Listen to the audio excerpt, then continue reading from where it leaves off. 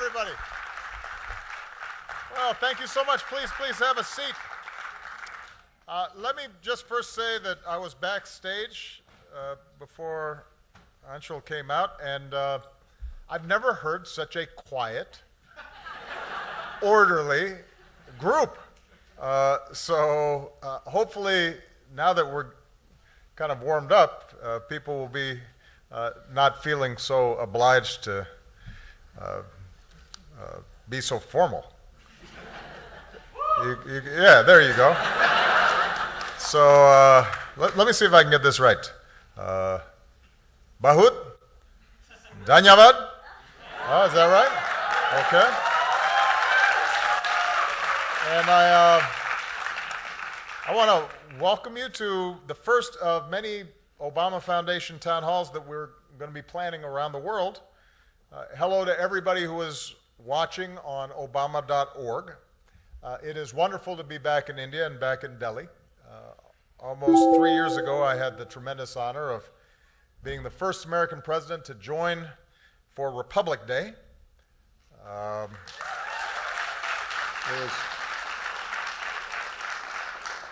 will say my most vivid memory was those acrobats on the motorcycles. Those guys were amazing. A little over 7 years ago, my first stop on a visit to Asia was here, and I had the privilege to address your parliament.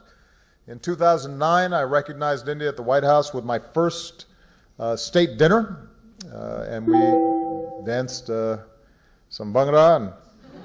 And we have had Diwali celebrations in the White House every year that I was there.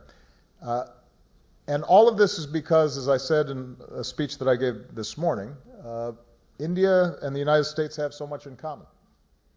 The U.S. is home, of course, to millions of Indian Americans, and their proud heritage is, at the same time, combined with an incredible contribution that they make in every field in the United States. Both of our countries are hugely diverse, and we've got different languages and different backgrounds and different ethnicities and different faiths. But what we also have in common is a set of values that we believe in deeply. And I believe that the partner faiths. But what we also have in common is a set of values that we believe in deeply. And I believe that the partnership between the world's oldest democracy and the world's largest democracy could be a defining partnership of the 21st century. Now, I also believe that charting the course for that better future is going to depend on all of you. It's going to depend on young people. There are all sorts of things that I care about, all sorts of specific issues that I'm going to continue to work on, and I plan to lend my voice to focus the rest of my career on.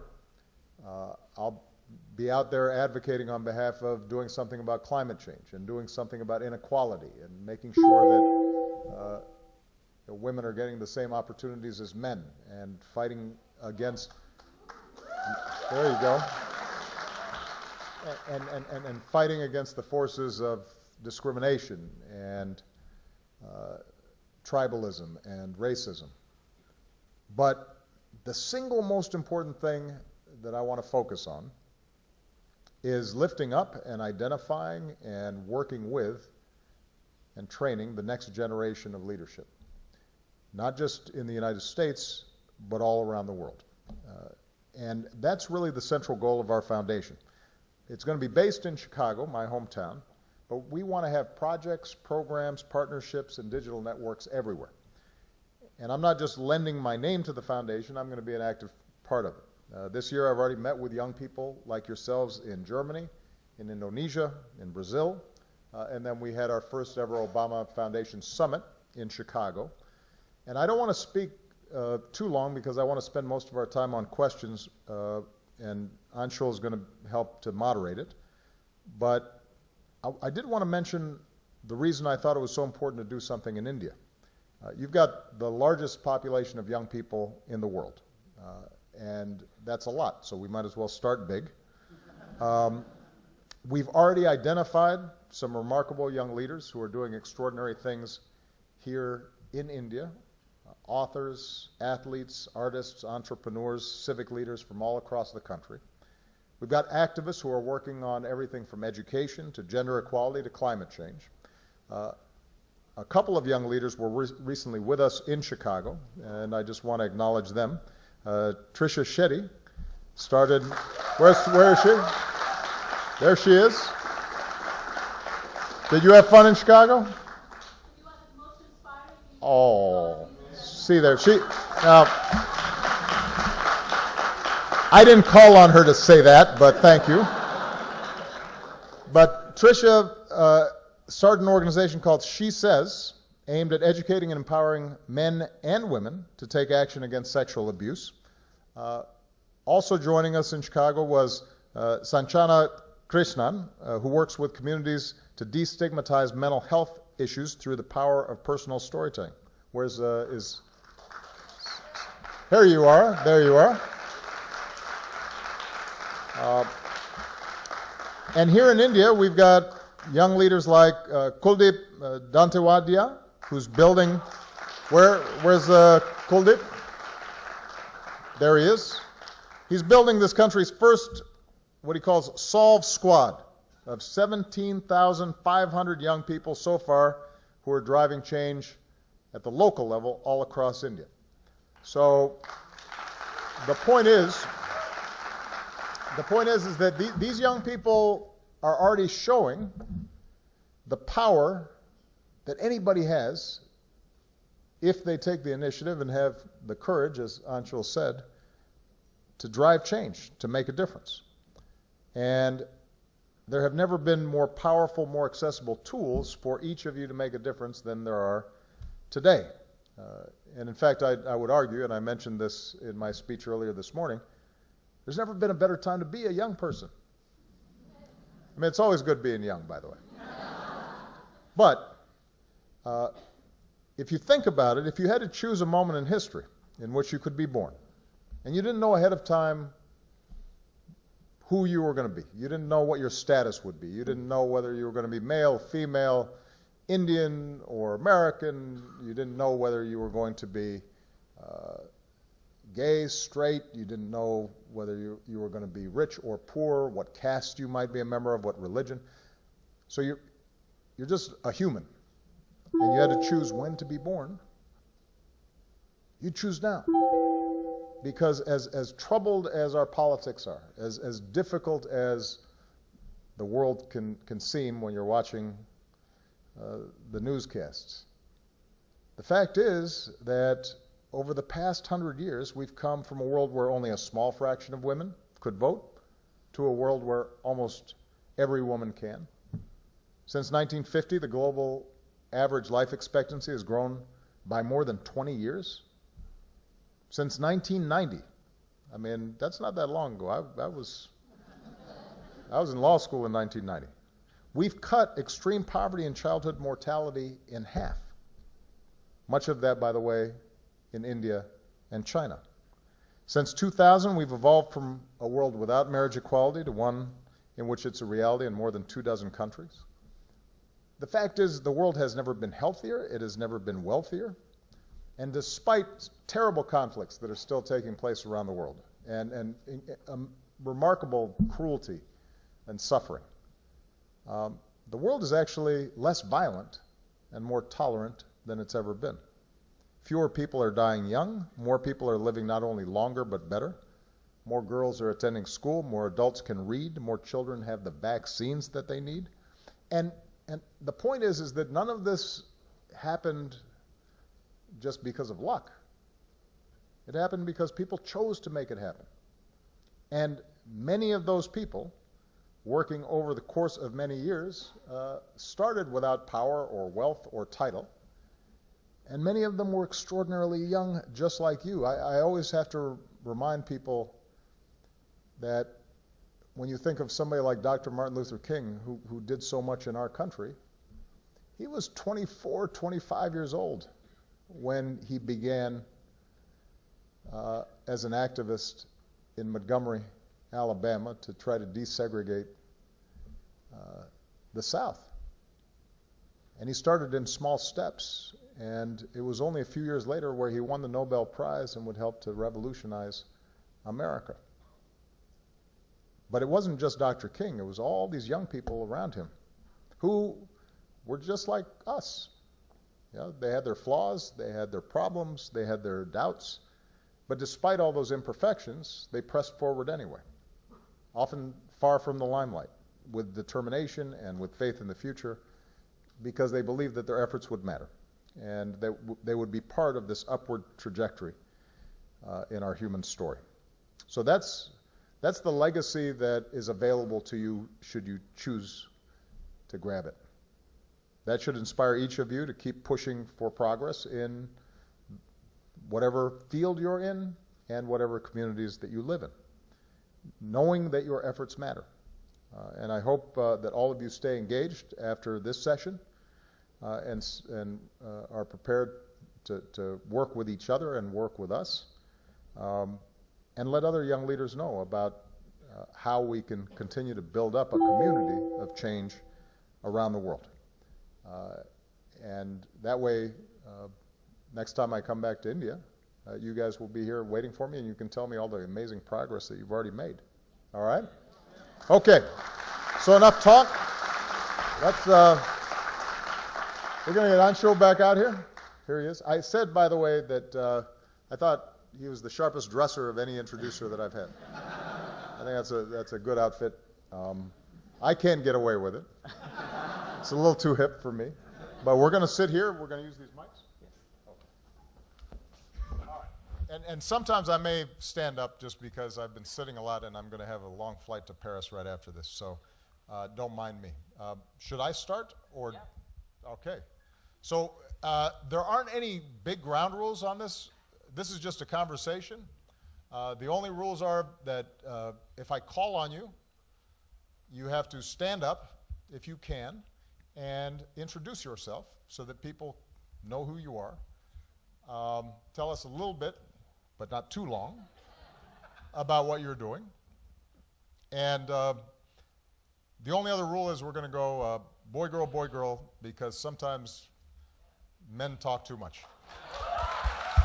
So that way we can assure ourselves that there's parity and equality, because we have to model the kind of world that we want.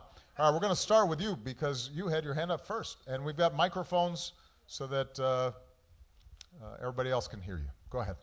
Good afternoon, sir, and Yes. thank you for giving us a beautiful opportunity to come and speak to you about what we are doing in our field work and how we can contribute to your vision of a global community.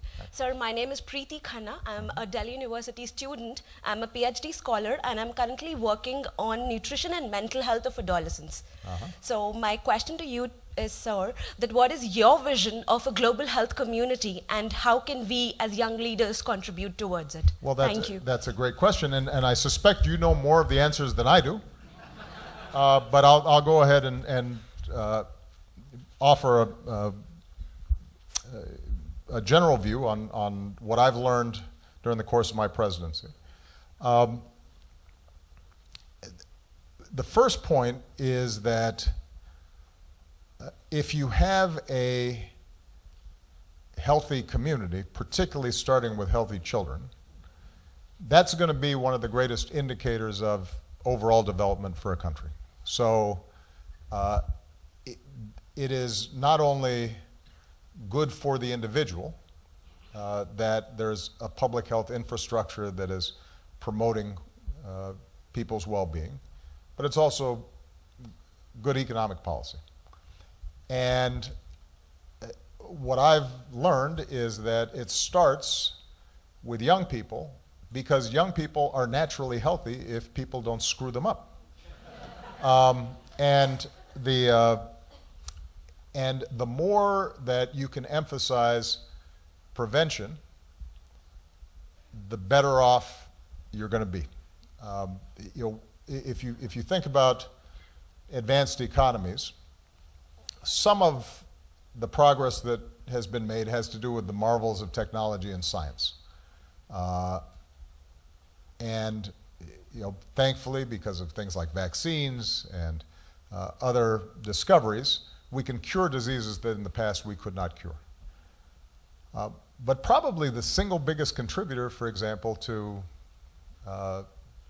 the health and longevity of people in more advanced countries were things like clean drinking water and proper ways of eliminating waste and sewage systems.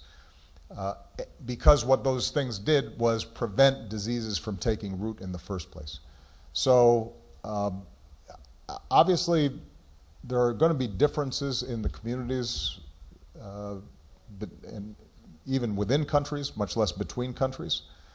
I don't claim to be an expert on what are some of the most important public health issues in India, but I think it's fair to say that we can anticipate that basic prenatal care for mothers, that's a universal investment that when you make pays huge dividends. Children's brains develop in the womb and then in the earliest stages of life, and if you've made that investment early, then typically they're going to do much better. Having the sorts of infrastructure that I described around clean drinking water, and since we're in Delhi, I have to mention clean air. That, I think, is a big and important investment. Basic things like vaccinations to prevent diseases that in many parts of the world have already been entirely cured. Those are cheap, modest efforts that we can provide. And then I think nutrition and just making sure that not only do people have enough to eat, but that they have enough variety in their diets. And the interesting thing when it comes to nutrition is that for developing countries, my hope would be that they leapfrog some of the bad habits that have developed in advanced countries around processed foods and take advantage of locally grown, more natural products, which actually can then benefit farmers and provide an economic base that is less concentrated than the highly processed foods that have taken root in many economies that result in the United States, for example, with huge increases in obesity and all the consequent health problems there. So, so you've got a lot of work to do and a lot of people to help, and I'm sure you're going to do a great job. I'm going to return to a theme that I already mentioned earlier, though, and that is because it's so important to start with children, that means that you have to make sure that the mothers are getting the support that they need, including, by the way, educating mothers, because if mothers are empowered and have an education and have some economic base of their own, typically their children are going to do better as well. Okay? Good. Thank you. Thanks for the great question. Okay. No standing up, though. That's not going to be a strategy. I'm teasing you, but it's true. Yeah, the yelling thing won't work either. Gentleman in the blue shirt right there. Oh, I'm sorry. I guess there were a bunch of blue shirts. I'm going to go ahead. Ask the question anyways. So first of all, Mr. Obama, thank you so much for being here. It's a pleasure to be here. A lot taller than I thought you'd be. You know, it's interesting. People always say that. I don't know why folks thought I was short. But my theory is because Michelle is tall. People don't, they kind of think, oh, they don't realize how tall she is, so they think. Anyway, yeah, I'm a tall guy. Sure. All right, go ahead. Anyway. So my name is Uday Keith. I am a data science instructor in Bangalore. We teach out of Byte Academy. So we teach data sciences and also blockchain development. So when the Obama Foundation or any organization has the goal of training our youth, I want to understand from your point of view, where does technology fit into that aspect or that process? It's a great question. And I think that, first of all, I was mentioning earlier today, I think that technology is this incredible potential force for good, but it also has problems and limits, and we have to understand how we can best use it for good, but also avoid some of the traps of technology. When it comes to training young people, the obvious advantage of technology is you can just leverage and reach more people very quickly. So when I started my campaign in 2008, we were one of the earliest adapters of social media. And we weren't favored in my election, but the big advantage I had was I had a lot of enthusiastic volunteers and supporters all across the country. It would have been impossible for us to directly coordinate with all of them without building some huge staff and bureaucracy and infrastructure. The fact that we had social media available fairly early, not, by the way, because I was so brilliant, but because I had a bunch of young people who said, why don't we try this thing? And we were using MySpace back then. I mean, like, you know, Facebook didn't exist, and Twitter, I don't think, did either at that point. That's how old I am. But what it meant was we could just send out information. You know, if we had somebody in a fairly remote area who wanted to start being part of our campaign, we could just transmit information to them directly, tell them, here's Obama's stance on all the issues, here's how you should approach organizing your local community, and suddenly they had a tool that they could work with, and they could communicate back with us. And so that basic principle, right, that right now I can reach millions of people just through writing a quick note on a device, allows us then to get more information more quickly to more people, and then have them interact and get feedback. And that's wonderful. Now, when it comes to technology and education, what we found is, and because you're a teacher, I think it's important to emphasize, it doesn't replace the importance of teachers. And what I've seen sometimes is people think, okay, we're going to put a computer in the classroom, and then somehow magically kids are going to be better educated. No, if the teacher is not incorporating the technology into the social context in which children are learning, then it's not going to work. Any training, any leadership development program, if it's just relying on technology, but it's not thinking about how do you, once you have somebody online, how do you also form communities offline? You know, if you've given them information on their devices, how are you allowing them to apply that in a social context and interacting with people? If you're not doing that, then it's probably going to be a failure. It's not a magic fix for everything. And in fact, that brings me to my final point on technology, which is what we're finding now is that the dangers of technology are that it can actually isolate people.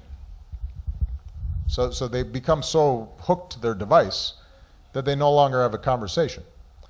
And because of the algorithms that are often being used for people when they're searching for information, what we're discovering now is that people start having their pre-existing biases constantly reinforced through the device.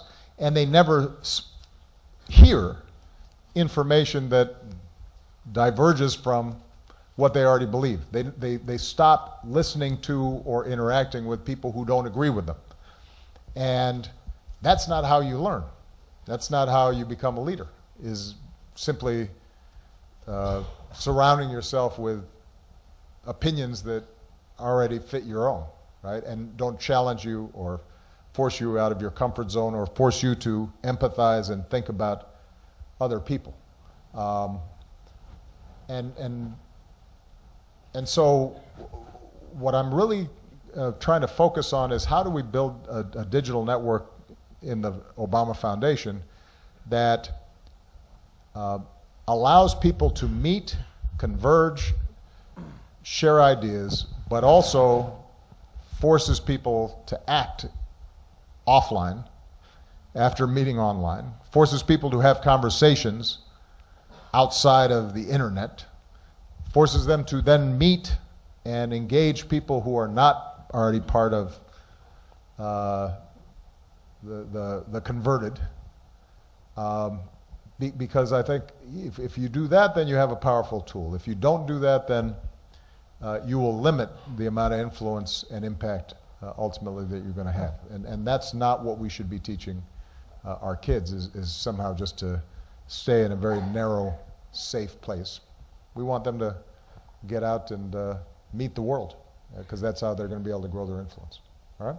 Excellent question. All right, now the way this is working, we've got actually, speaking of technology, there are people who are watching. There were a lot of people who wanted to come today. We didn't have enough seats.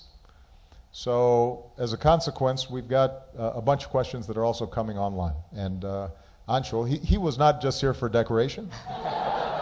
He is actually going to, he actually has questions, and so we're going to alternate every so often. We're going to bring in some questions that came in online. Go ahead. President Obama, our first question is from Instagram by Lipi Mehta. And the question is actually something that a lot of us actually wonder, people especially who work on social change.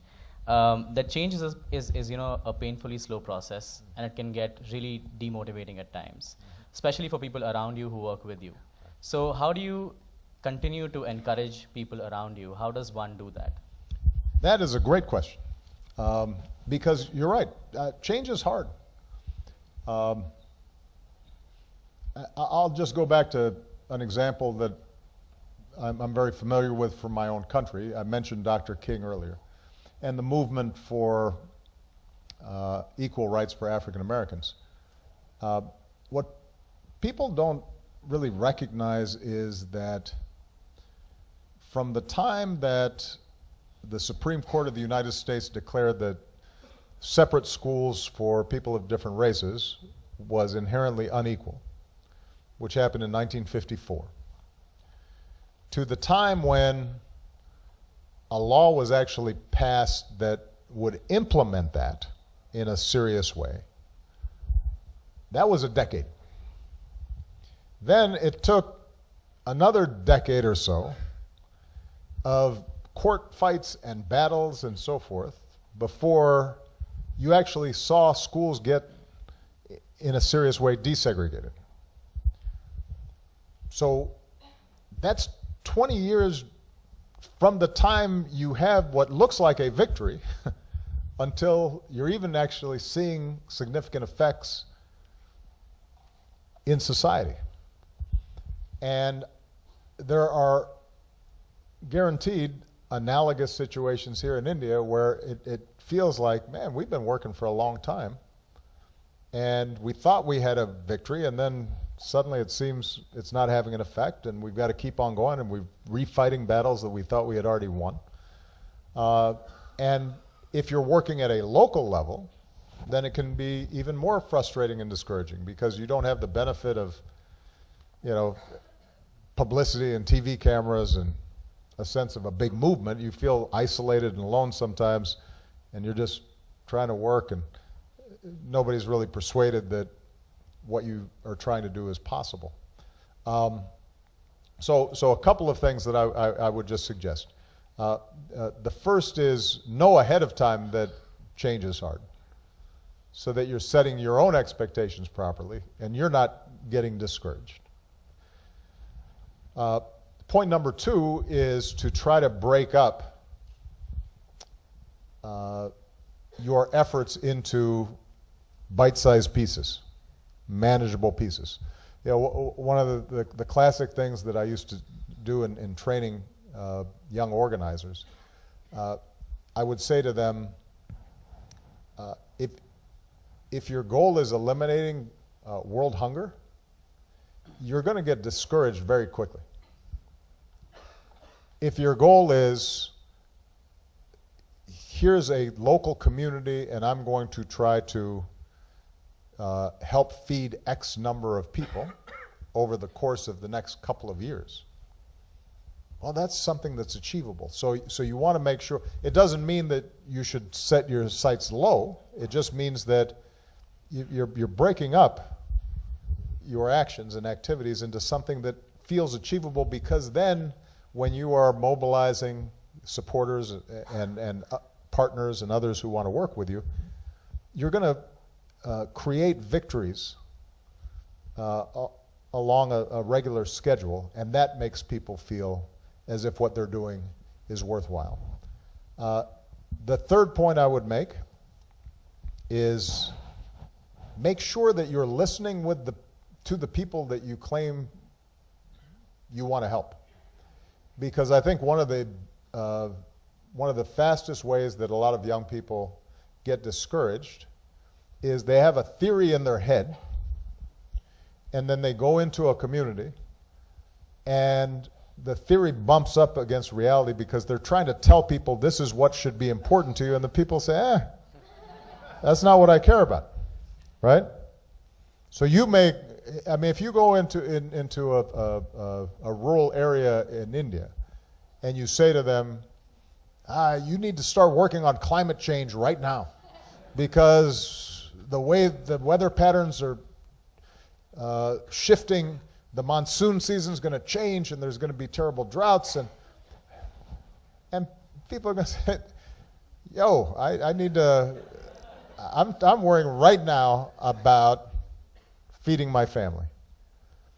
And so one of the most important principles, I think, and this prevents you from that kind of discouragement, is if you've spent time listening and finding out what it is that people themselves are concerned about, then you will shape your efforts and your agenda in a way that people are responsive to.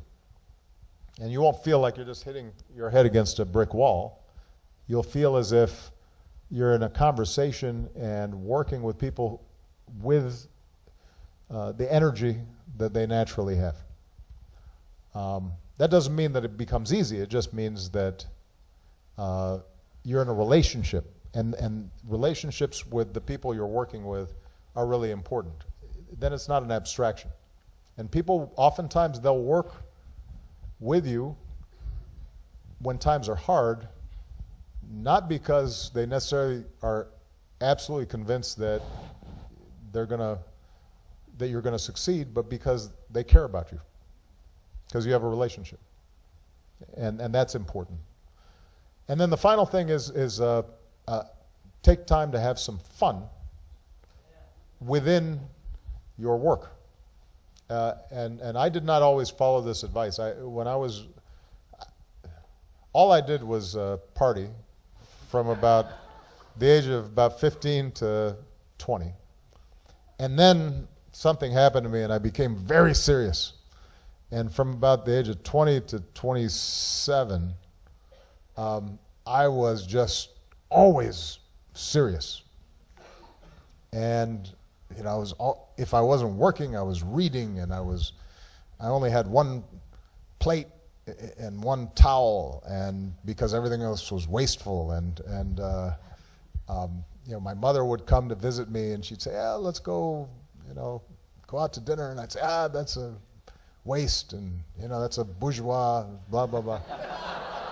And I just took myself very seriously, and part of it was a reaction, right? Because I had way too much fun for a while, so I felt like I had to overcompensate. But the point, though, is that in your work, I think if you're trying to do something good and important, sometimes you feel as if, all right, I have to make sacrifices, and this is hard, and I've got to really tighten everything up. There can't be any loose ends, but that's sometimes not sustainable, right? So you have to create space not just in your own life, but also in the organization, where sometimes you say, well, let's just do something fun. Sometimes let's do something that creates joy. And that can be anything from a dance to going to the movies to surfing. Did somebody say surfing? Okay, go surf, man. I mean, I didn't know there were big waves in India, but that's cool. That's cool. Okay, all right. Yeah, pizza and beer, I think is a good standard, fun thing. I'm all for pizza and beer. So anyway, I've got other stuff, but I don't want to engage in a monologue here.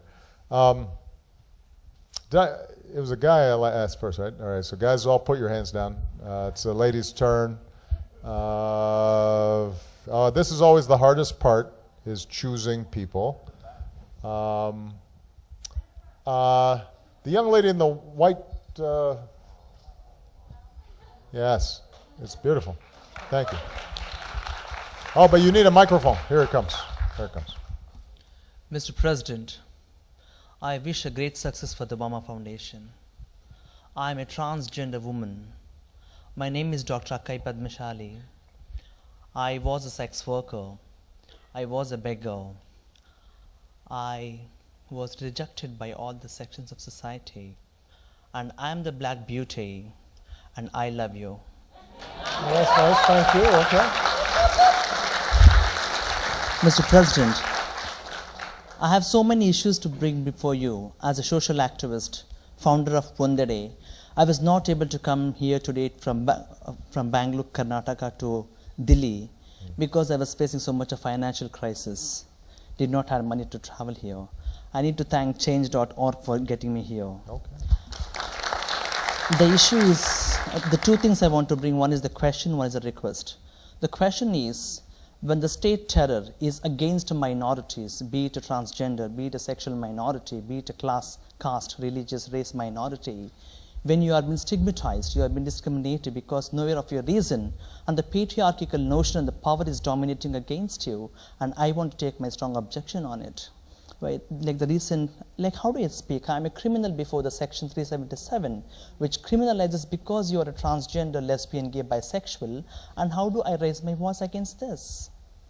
The second thing is about the Transgender Protection Rights Bill, where the government is not in a consultative, democratic, transparent way of discussing what exactly the community wants and not the government wants. If that's so, how do I raise my voice? How do I fight against it? That is my question to you. How do I resolve the world crisis? I think across the world, we as sexual minorities, as transgender, facing social rejection, like negligent way attitude. We are seeking for love, affection, acceptance. That is my question to you. How do I deal with that? My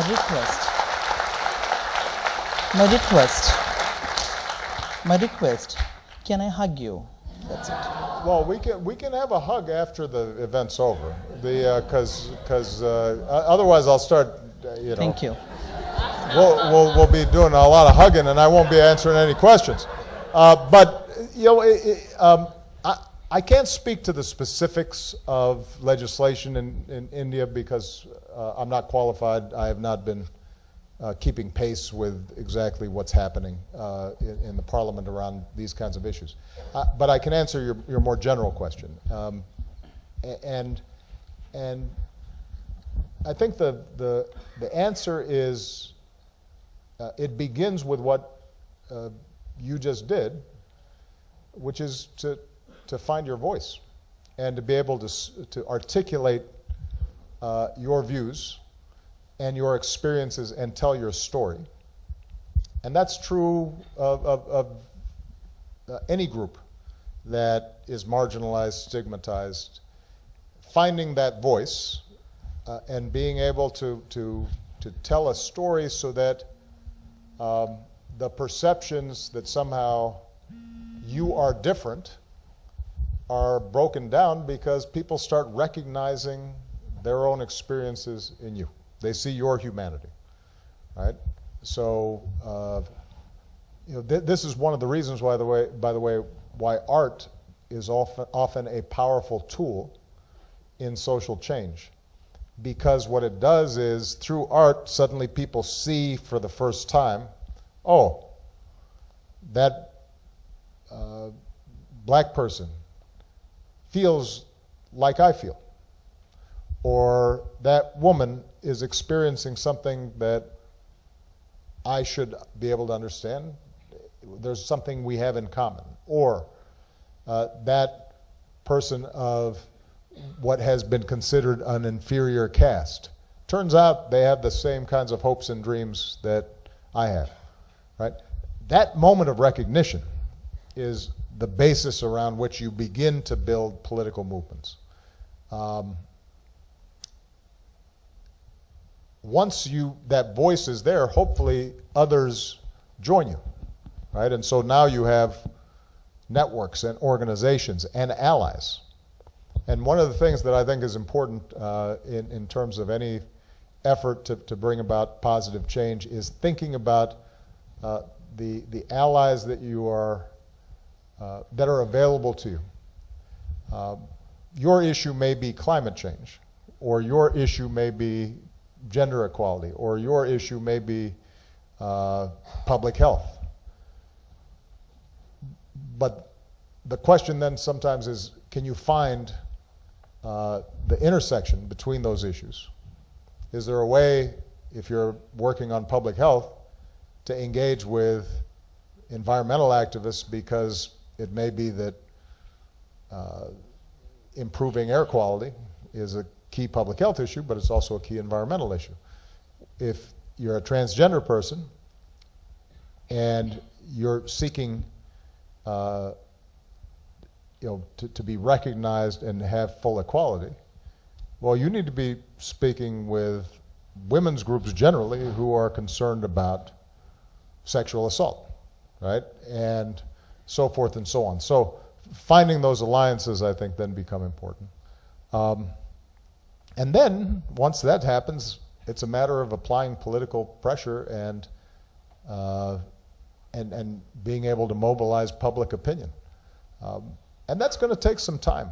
It's what we just talked about earlier in terms of how we can get discouraged sometimes because progress does take some time. But you should take some measure of hope by just looking at what's happened in the United States and in a lot of other countries around LGBT issues generally. I'd like to think I'm not that old, even though my hair is a little gray. But Michelle thinks I'm still cute, she says. But when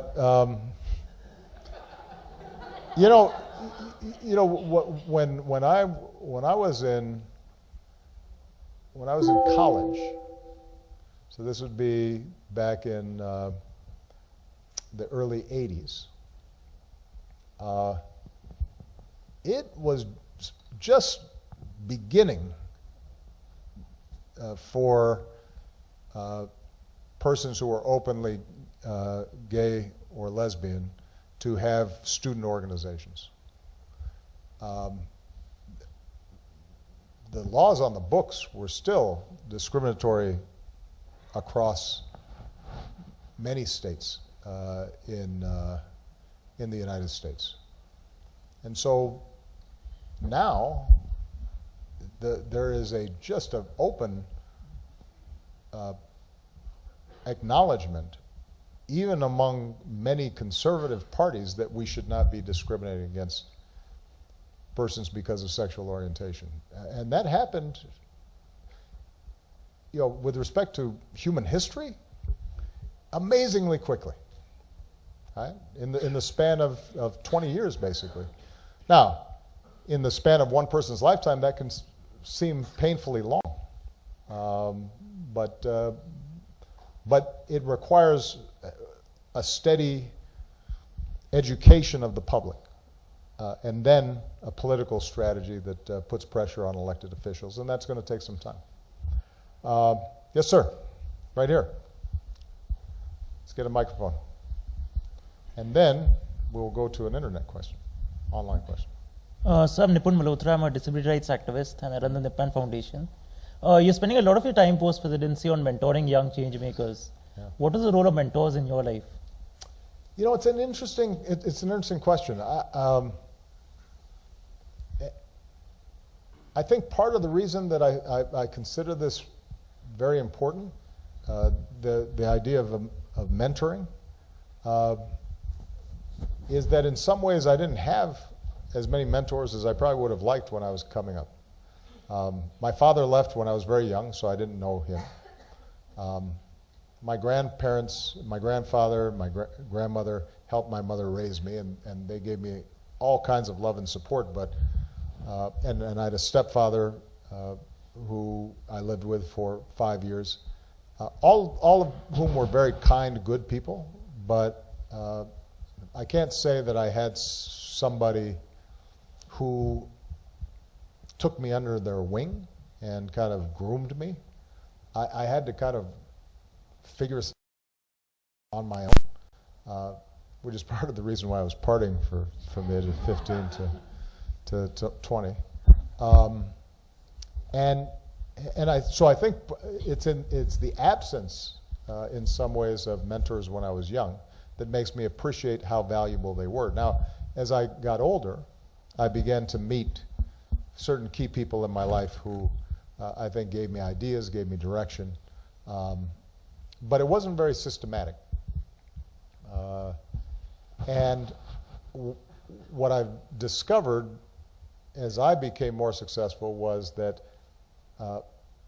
my ability to have an impact on people, just by paying attention to them and giving them some advice and giving them some counsel and helping them learn from mistakes I had already made, they found incredibly powerful.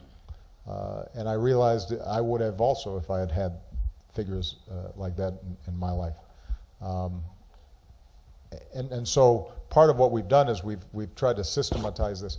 You know, when we were in the White House, Michelle and I both would take on mentees, kids from underprivileged areas, and I'll use Michelle as an example actually, because what she did was wonderful.